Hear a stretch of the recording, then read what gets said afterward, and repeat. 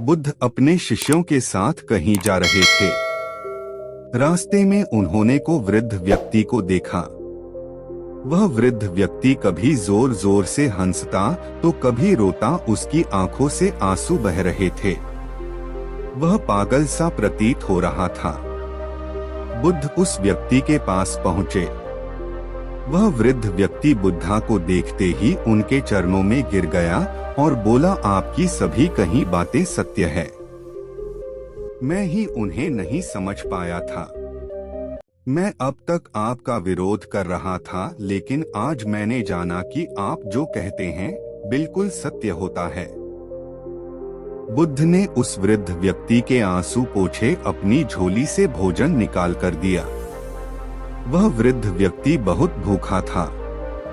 उसने भोजन लिया, भोजन खाने लगा।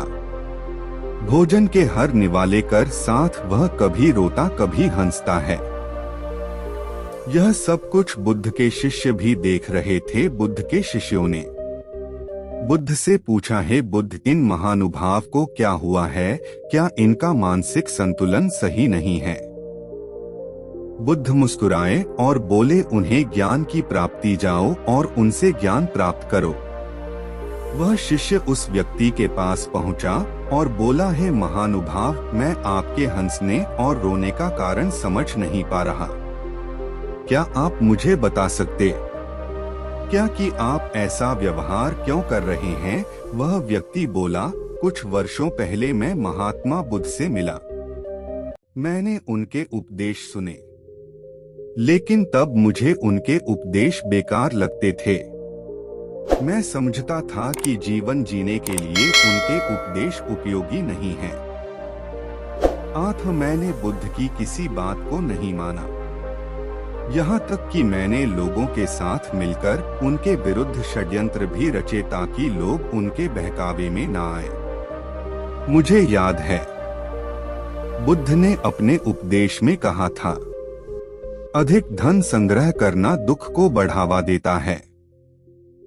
उन्होंने कहा था कि नशा नहीं करना चाहिए, झूठ नहीं बोलना चाहिए, लेकिन यही तो मैं करता था और इसी में मुझे आनंद आता था।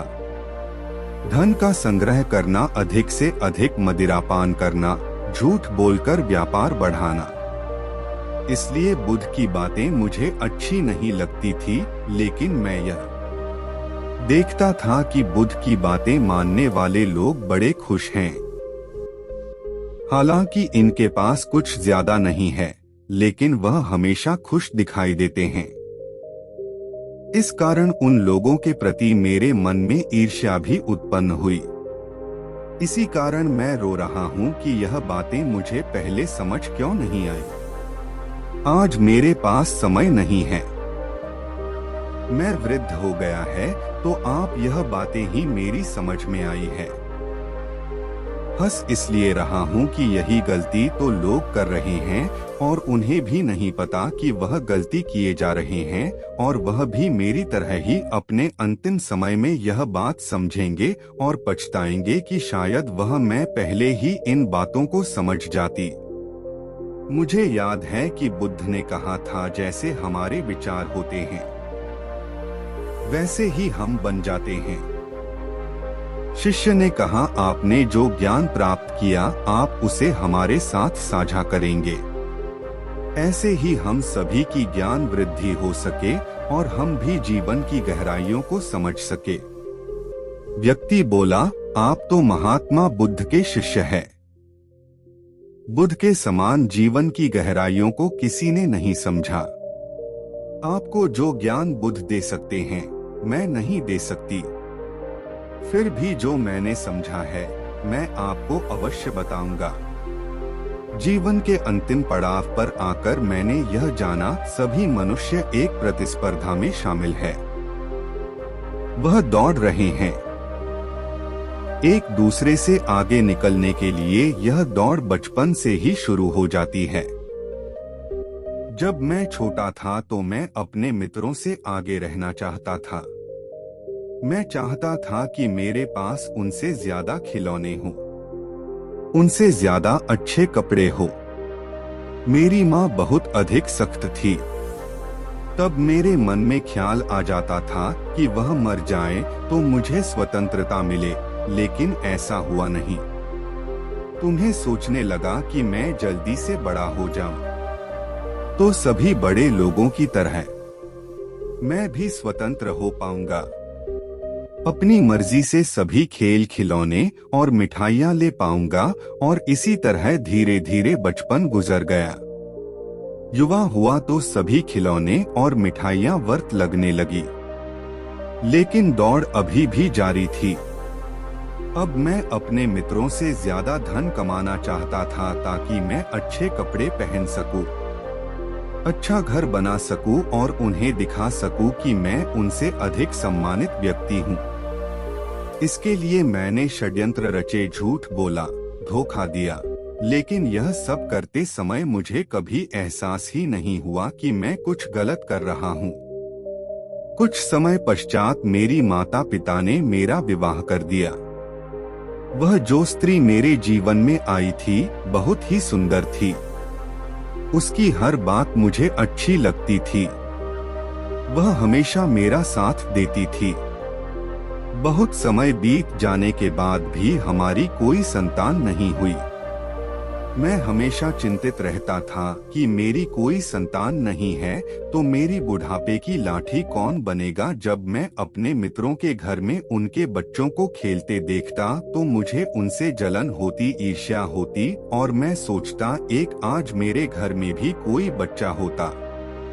लेकिन जल्द ही वह समय भी आ गया। आखिरकार मेरे घर में भी एक पुत्र ने जन्म लिया। तब मैं बहुत खुश हुआ। ऐसी खुशी मुझे आज तक नहीं हुई थी। मुझे ऐसा लग रहा था कि सब कुछ जैसे मुझे मिल गया हो। अब कुछ नहीं चाहिए, लेकिन कुछ समय पर मुझे ऐसा लगने लगा कि मेरा एक पुत्र और होता तो मेरे दोनों कंधे मजबूत हो जाते हैं। और ईश्वर ने फिर से मेरी बात सुनी और मैं एक बार फिर से एक पुत्र का पिता बना। मैंने अपने पिता के व्यापार को बहुत आगे बढ़ गया। एक दिन मिल पत्नी ने मेरे पास आकर मुझसे कहा, यह जो सारा व्यापार है यह तुमने ही तो बनाया है। तुम्हारे पिता ने तो केवल शुरू किया था। आज जहां तुम हो वह सब तुम्हारी ही मेहनत है। वैसे भी तुम्हारी माता पिता की उम्र हो गई है, उन्हें तीर्थ पर चले जाना चाहिए। उसकी बात मुझे सही और मैंने अपने पिता से इस बारे में बात की, लेकिन उन्होंने मना कर दिया। उसके बाद से उनकी हर बात मुझे गलत लगने लगी। वह मुझे व्यापार में निर्णय लेने की स्वतंत्रता नहीं दे रहे थे। मुझे काम करने के लिए उनसे पूछना पड़ता था। अब मैं स्वतंत्र होना चाहता था। एक बार फिर से ईश्वर ने मेरी सुन ली। मेरे पिता बहुत बीमार हो गए। मुझे लगा कि वह जल्द ही प्राण त्याग देंगे।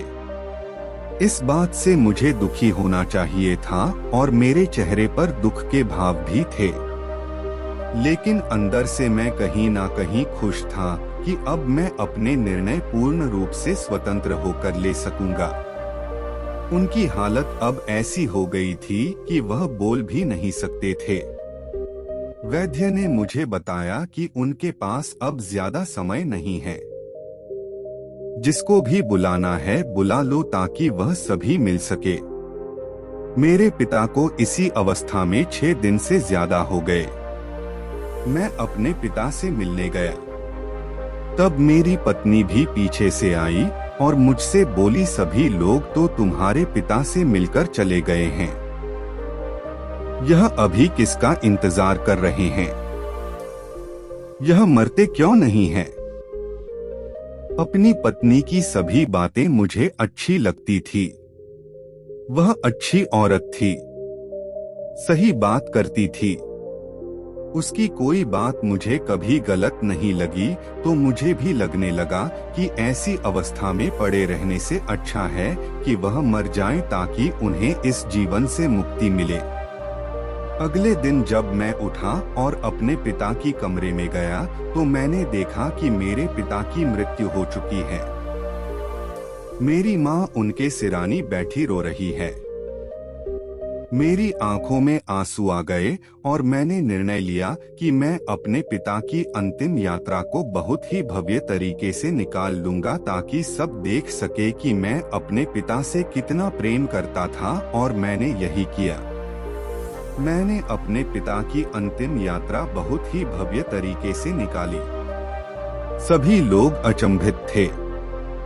आज तक उन्होंने ऐसी भव्य यात्रा नहीं देखी थी और मैं अंदर ही अंदर बड़ा प्रसन्न था। खुशी से झूम रहा था कि लोग मेरी प्रशंसा कर रहे थे, लेकिन चेहरे पर दुख के भाव दिखाने पड़ रहे थे। इसके बाद पूरे व्यापार पर मेरा एकाधिकार हो गया। सभी निर्णय मैं लेता था। मैंने बहुत धन इकट्ठा किया। इसके लिए मैंने हर तरकीब लगाई, वह सब कार्य किया जो धन कमाने के लिए किया जा सकता था। धन की हवस बढ़ती जा रही थी। ज्यादा से ज्यादा धन इकट्ठा कर लेना चाहता था। मैं अपने नगर का सर्वश्रेष्ठ और धनी व्यापारी बन गया। धीरे धीरे मेरे दोनों पुत्र युवा हो गए और मैं बुढ़ापे की तरफ चल निकला, लेकिन दौड़ अभी भी जारी थी। मैंने अपने दोनों पुत्रों का विवाह बड़े व्यापारियों की पुत्रियों से किया था ताकि मेरे व्यापार को बड़े से बड़ा लाभ हो सके। धीरे धीरे मेरी उम्र बढ़ती चली गई और बुढ़ापा आता चला गया। एक दिन मेरी पत्नी भी मुझे छोड़कर चली गई। तब पहली बार मुझे किसी के जाने का एहसास हुआ। जीवन में खालीपन सा आ गया। तब मैंने पहली बार बुद्ध के बारे में सुना और मैं चुपचाप बुद्ध के उपदेश सुनने के लिए आश्रम जा पहुंचा। लेकिन बुद्ध के उपदेश मेरे विचारों के बिल्कुल विपरीत थे। वह मुझे पसंद नहीं आए। वहां ऐसे बहुत से लोग थे जो बुद्ध के विचारों से सहमत नहीं थे। वह सभी लोग मुझे अपने शुभचिंतक लगे। उनके और मेरे विचार एक जैसे थे। कुछ समय पश्चात मैं बीमार पड़ गया। धीरे धीरे मेरी बीमारी बढ़ती चली गई। मैंने बिस्तर पकड़ लिया। अपना इलाज में मैंने बड़े से बड़े वैद्य को लगाया, लेकिन कोई फायदा नहीं हुआ। और एक दिन मेरा बड़ा पुत्र मेरे पास आया और मुझसे बोला, पिताजी, आपसे व्यापार अब संभल नहीं रहा। अब बहुत बीमार रहने लगे हैं। अब आप आराम करें। मैं सारा व्यापार संभाल लूंगा। छोटे भाई की आप चिंता ना करें। मैं उसे भी संभाल लूंगा।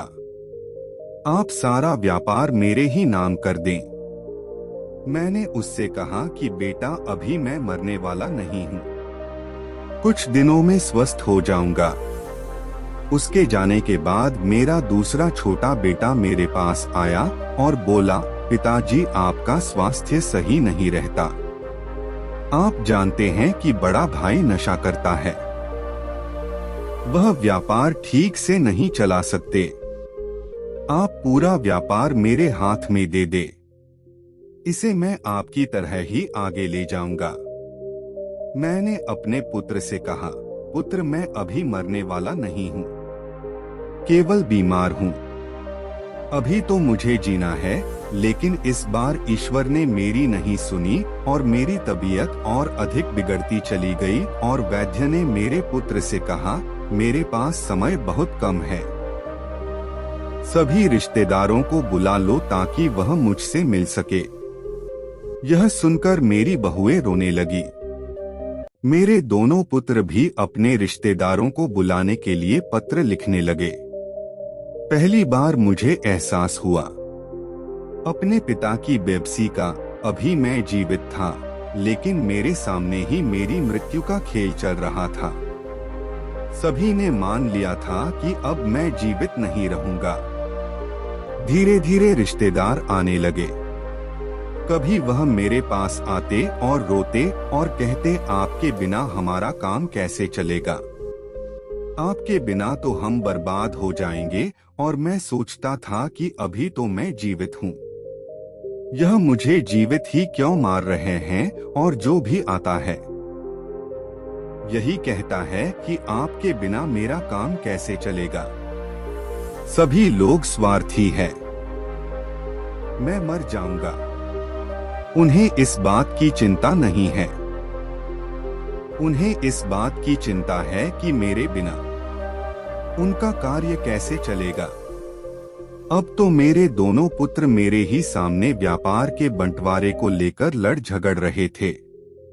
उनकी पत्नियां भी इनके साथ ही झगड़े में साथ दे रही थी। तब पहली बार मुझे एहसास हुआ कि जो धन मैंने पूरे जीवन को बर्बाद करके कमाया वह किसी काम का नहीं है। वह मुझे स्वस्थ तक नहीं कर सकता, मेरा जीवन नहीं बचा सकता। बचपन से लेकर बुढ़ापे तक मैं सिर्फ दौड़ता रहा धन के पीछे। इसके लिए मैंने ना जाने कितने घरों को बर्बाद किया, कितने लोगों की हत्या करवाई, कितने लोगों को लूटा केवल इसलिए कि एक दिन तो है, अब कुछ यही रह जाएगा। इसका तो एहसास ही नहीं था मुझे। तब समझ में आती जब मेरे पिता बिस्तर में थे तो मैं अपने जीवन को एक नई दिशा दे सकता था। मेरे जाने के बाद भी लोग मुझे याद रखते हैं, ऐसे कार्य कर सकता था। लेकिन अब तो मेरे पास समय नहीं है। मैंने दोनों पुत्रों को अपने पास बुलाया और उनसे कहा, मेरी अंतिम यात्रा कैसे निकालोगे? मेरे बड़े पुत्र ने कहा, पिताजी आप सारा व्यापार मेरे नाम कर दें तो मैं आपकी अंतिम यात्रा सबसे अधिक भव्य तरीके से निकाल लूंगा, ताकि लोग देख सके कि आप इस नगर के सर्वश्रेष्ठ व्यापारी हैं। तब छोटे पुत्र ने कहा, पिताजी आप मुझ पर भरोसा करें। आपकी अंतिम यात्रा में ऐसे निकालूंगा कि यह पूरी दुनिया बड़े से बड़े राजा देखकर क्यों चौंक जाएंगे और आपको सदियों तक याद रखेंगे। और यह कहकर दोनों भाई आपस में फिर से लड़ने लगे। मैं चारों ओर देखता रहा, यह सब मैंने बनाया और अब छूटता है। सब कुछ जो मेरा था मेरा ना रहा। कई लोगों को मरते देखा, अपने पिता को, अपनी माता को, अपनी पत्नी को, अपने मित्रों को, सब वही शमशान जाते हैं और खत्म हो जाते हैं। सबके साथ मैं गया, लेकिन कभी ख्याल ही नहीं आया कि कोई मुझे भी यही लेकर आएगा। अभी तक लगता था कि मैंने पूरा जीवन बहुत कामयाबी से गुजारा है, लेकिन अब लगता है कि मैंने तो जीवन की शुरुआत ही नहीं की, पता नहीं किस चीज में उलझ गया। बचपन से उलझा तो बुढ़ापे तक उलझा ही रहा। अब आखिरी समय पर कुछ समझ में आया, लेकिन अब समय नहीं है। यह कहकर वह बुजुर्ग चुप हो गया और महात्मा बुद्ध के पास आकर बोला है, हे महात्मा बुद्ध, मैंने तो अपना पूरा जीवन बर्बाद कर दिया। क्या बचे हुए कुछ क्षणों में मुझे आपसे कुछ मिल सकता है? बुद्ध ने कहा, अपने जीवन का एक बड़ा हिस्सा भले ही तुमने अज्ञानता में गुजार दिया, लेकिन ज्ञान का एक क्षण भी बड़ा होता है। तुम्हारे पास अभी भी जो समय है वह ज्ञान से पूर्ण है। अब जो भी तुम्हें मिले, चाहे सांसें या मृत्यु, स्वीकार करो, पूर्ण होकर देखो। जो जीवन बीत गया उसका दुख ना करो, वर्तमान पर केंद्रित हो जाओ। जो तुम्हें मिल रहा है उसे स्वीकार करो। जितना रहस्य जीवन में है उसे बड़ा रहस्य मृत्यु में है। जो खुशी जीवन दे सकता है उसे बड़ी खुशी मृत्यु दे सकती है। केवल पूर्ण रूप से देखना, एक ही क्षण को देखना, दुख मत करना, भूतकाल को भूल जाओ। भविष्य की चिंता जो है उसे छोड़ दो। अभी जो इस समय में है, इस समय के साथ एकाकार हो जाओ। फिर जागृति तुम्हें आई है। यही जागृति, यही ज्ञान तुम्हारी सहायता करेगा।